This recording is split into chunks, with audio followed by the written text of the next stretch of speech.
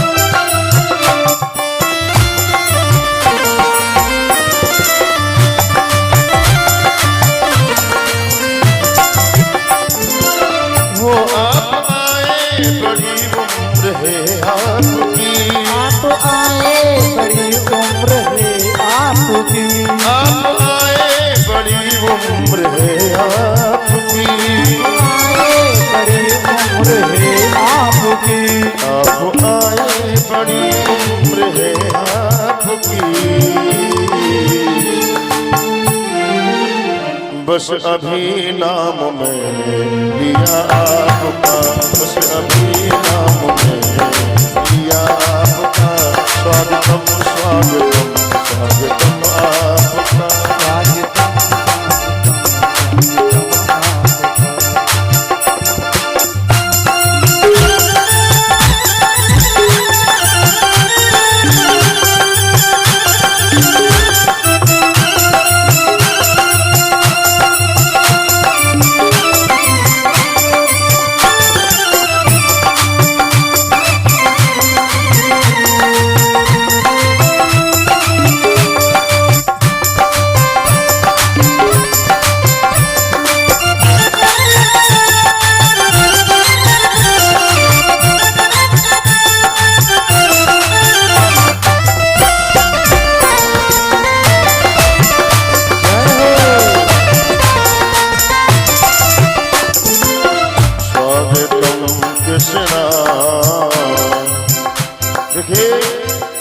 भगवान गर्भ में आ चुके हैं, स्तुति हो रही है, इसलिए जिन्हें खुशी हो रही है वो दोनों हाथ उठा के ताली बजा के बोलेंगे। पीछे वाले उठा ले। स्वागतम कृष्णा शरणागतम कृष्णा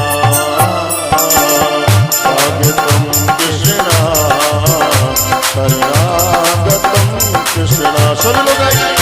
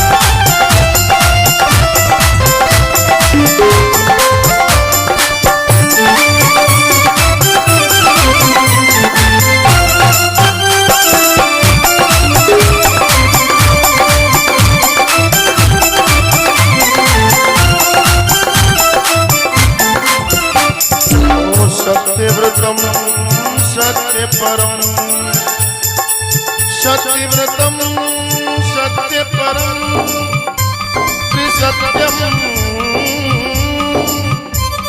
सत्यस्य योनिं निहितं च सत्ये सत्यस्य योनिं निहितं च सत्ये सत्यस्य सुतमृत्य सुते नेत्रं सत्यात्मकं त्वां शरणं प्रपन्ना सत्यात्मकं त्वां शरणं प्रपन्ना स्वागतं कृष्ण शरणागतं कृष्ण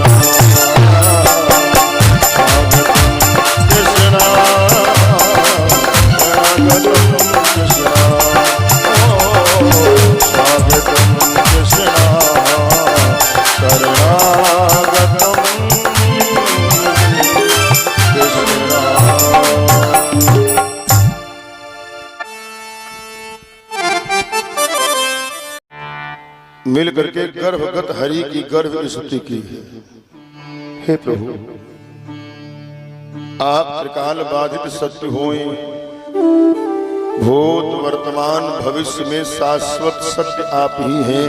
ऐसे हैं प्रभु, आपको हम बारंबार प्रणाम करते हैं।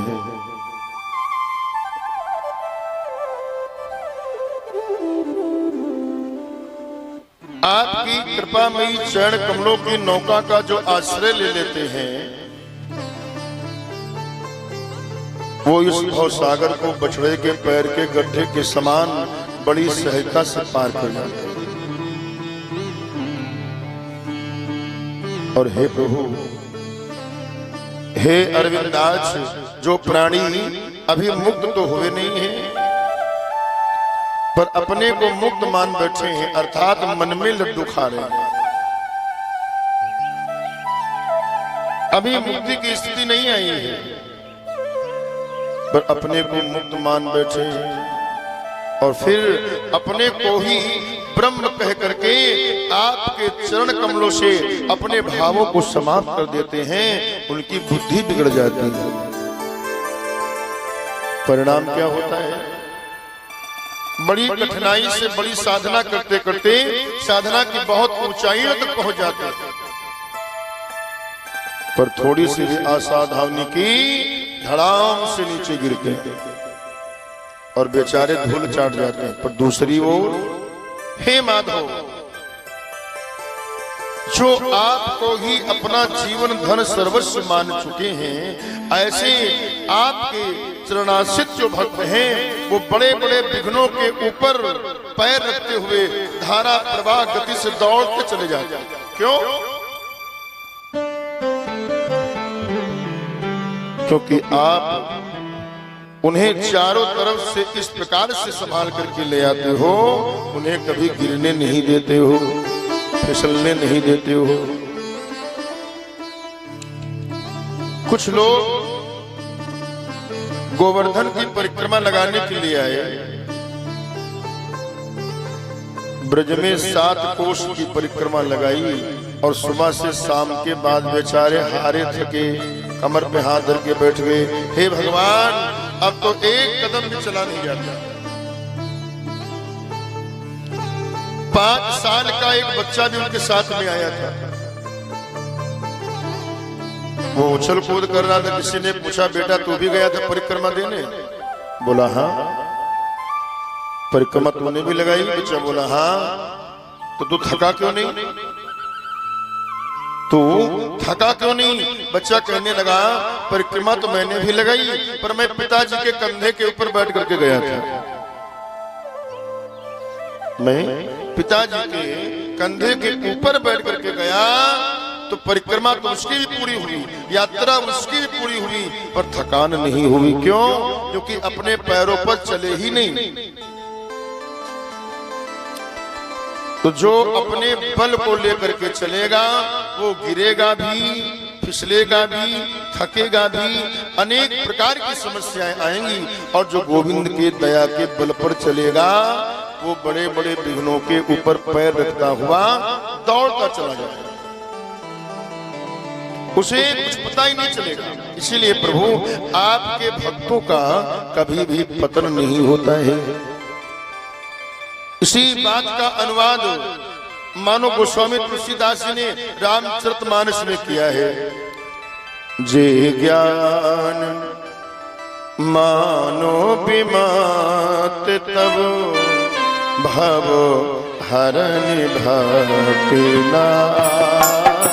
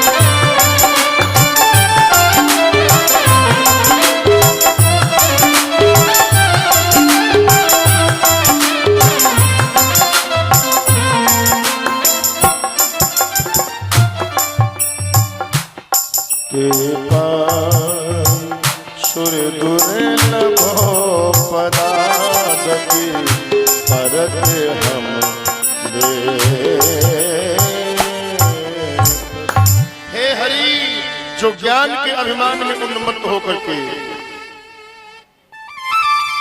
भव का हरण करने वाली भक्ति का आदर करना छोड़ देते हैं, उन ज्ञान अभिमानियों को ब्रह्मलोक के पदों को प्राप्त करने के बाद भी हमने गिरते हुए देखा। ये वेद भगवान प्रभु की स्तुति करते हुए रामचरित के मानस के उत्तर कांड में कहते हैं। इसलिए भगवान के चरण कमलों का आश्रय लो। भगवान के चरण कमल का आश्रय कैसे ले? भगवान की लीलाओं को पहले खूब सुनो, और कोई सुनाने वाला ना मिले तो तुम स्वयं सुनाना प्रारंभ कर दो। पर भैया कोई सुनने वाला न सुनाने वाला मिल रहा, तब क्या करें? तो भगवान की लीलाओं का स्मरण करो, चिंतन करो। स्मरण और चिंतन में क्या भेद है? जिसको याद करने के लिए चित्त के ऊपर जोर लगाना पड़े उसका नाम है चिंतन, और जो बिना चित्त के ऊपर जोर दिए ही याद आ जाए उसका नाम है स्मरण।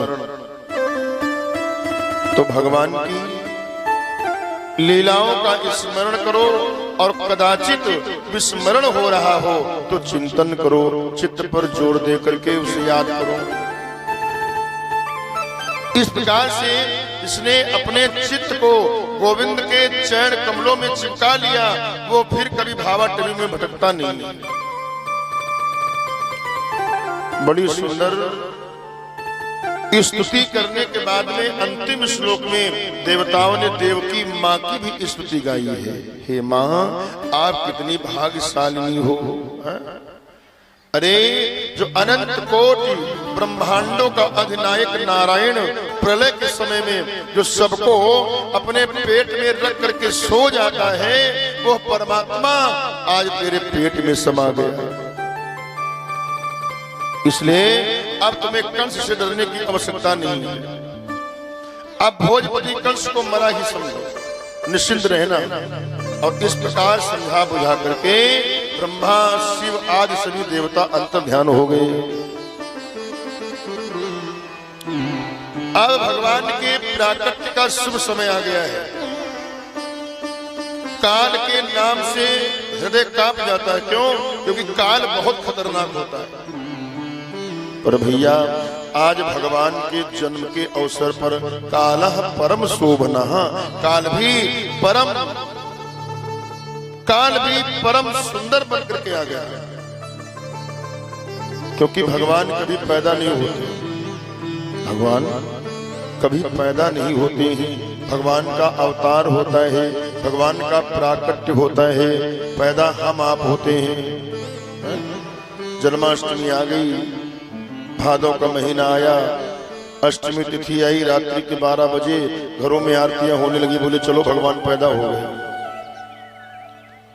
भगवान का अवतार होता है, कब होता है? बोले जब जब होई धर्मों की बढ़े असुर अधम अभिमानी,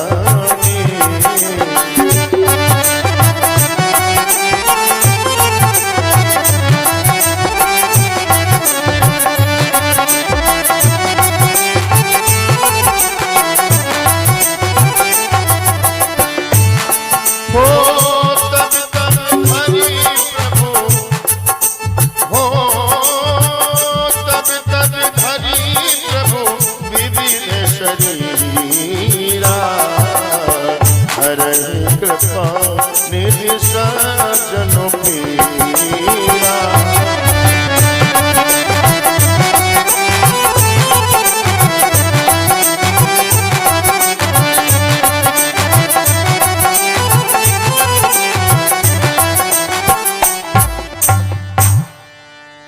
जब जब हो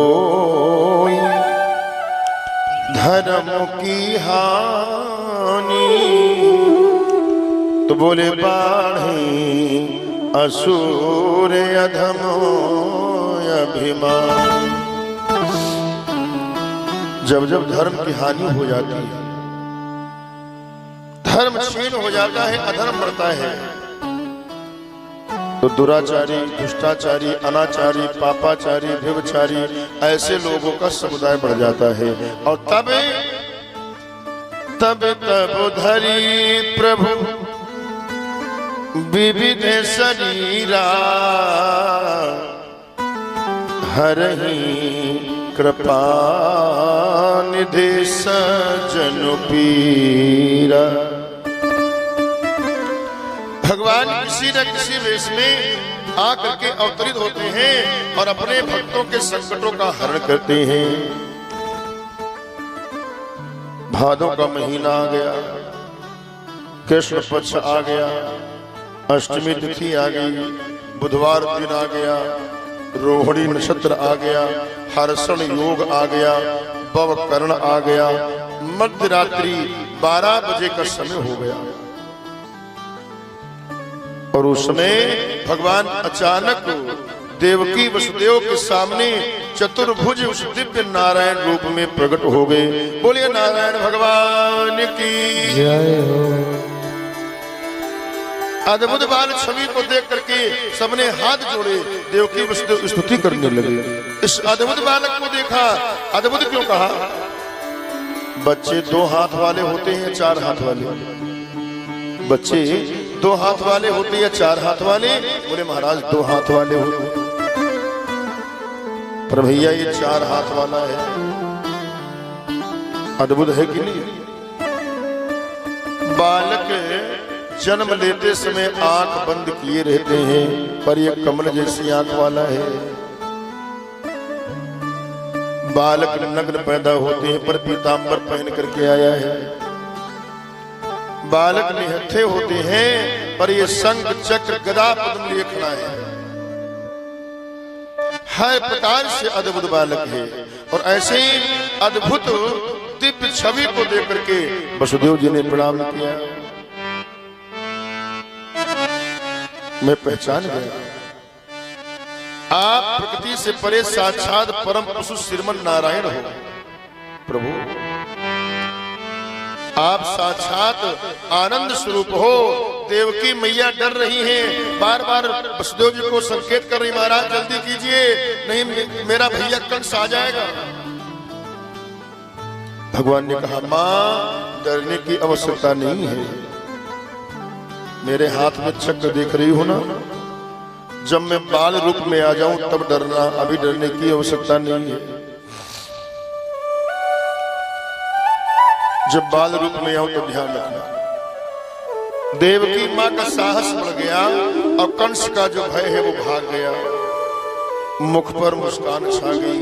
हाथ जोड़ के मैया ने स्तुति की, प्रभु मृत रूपी नागिन प्रत्येक प्राणी के पीछे पड़ी है और जब तक जीव भागता भागता आपके चरण कमलों की सुखद छाया का आश्रय ग्रहण न कर ले तब तक मृत रूपी नागिन उसका पीछा नहीं छोड़ती। मृत रूपी भयंकर रोग सबको भयाक्रांत करता है। हम रोग से कैसे बचें? बोले धन्वंतरी भगवान के शरण में चले जाओ, सारा इलाज कर देंगे। धन्वंतरी भगवान कौन है? भगवान के जो चरण कमल हैं वो धन्वंतरी भगवान है। अब्ज अर्थात जल, जल से जिसका जन्म हुआ। तो धन्वंतरी भगवान का जन्म जलद समुद्र में हुआ। तो जैसे जल से धन्वंतरी भगवान प्रकट हुए, ऐसे ही आपके चरण रूपी धन्वंतरी भगवान का जो आश्रय ले लेगा वो जन्म मरण रूपी भयंकर भवरोग की पीड़ा से सदा सर्वदा के लिए मुक्त होकर के स्वस्थ होकर के विश्राम करेगा। और मुझे एक आश्चर्य होता है, अनंत ब्रह्मांड जिनके रोम रोम में विचरते हैं, वो इतना बड़ा परमात्मा मेरे पेट में कैसे समा गया? ब्रह्मांड निकाया निर्मित माया, रोम रोम प्रतिभेद कहे।